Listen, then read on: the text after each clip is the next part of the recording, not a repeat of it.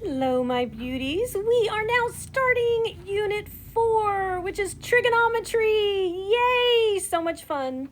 So these are, I should say, the notes for 4.1, radians and degree measure, page 1.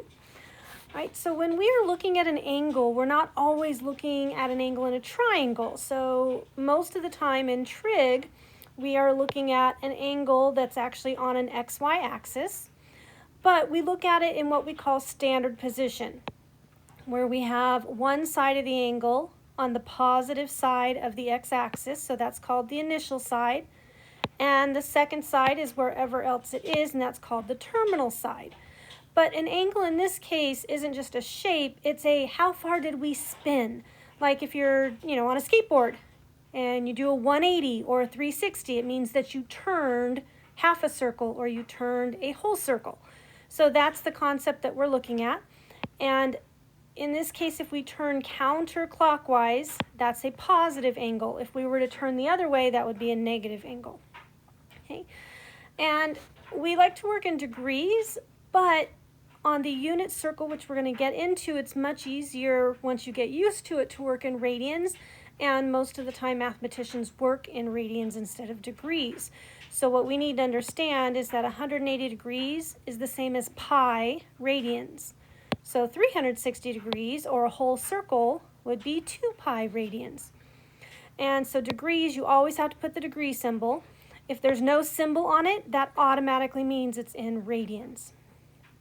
And back to some basics from basic geometry, complementary and supplementary.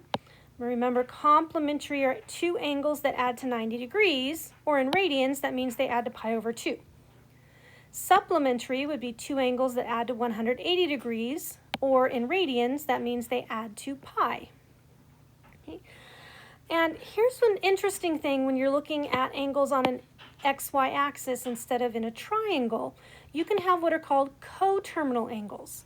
These are angles that have the same terminal side. So they start in the same place and they end in the same place, but they're different angles. Like in this case, we have theta 1, which is a positive angle, and theta 2, which is a negative angle, and these are coterminal. They both start with the same initial side and end with the same terminal side. Or here's two positive angles that are coterminal. I have theta 1 is that little blue angle, maybe 60 degrees, and then theta 2 is this green angle that goes all the way around the entire circle and an additional 60 degrees. But they still end at the same place, so those are called coterminal.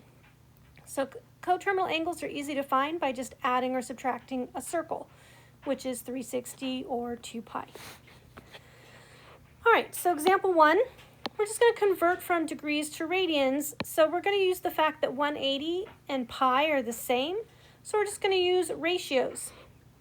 So 120 degrees, we're going to multiply that by pi over 180. And we would reduce, the zeros reduce, 12 over 18 reduces, so we get 2 pi over 3. Or negative 315 degrees, again, multiply by pi over 180. And then reduce, and we get negative 7 pi over 4. But then to go back the other direction, like example 2, convert from radians to degrees. Well, if we want if we want degrees, then instead of putting the pi on top like we did here, we put the 180 degrees on top. And then our pi's are going to cancel out. So we have negative 2/3 times 180, which is negative 120 degrees. Or here, 4 pi times 180 over pi. The pi's cancel. 4 times 180 is 270 degrees. Okay. So if you want radians, you put the pi in the numerator, the 180 in the denominator. If you want degrees, you put the degrees in the numerator and the radians in the denominator. And that finishes page 1. I will see you all on page 2.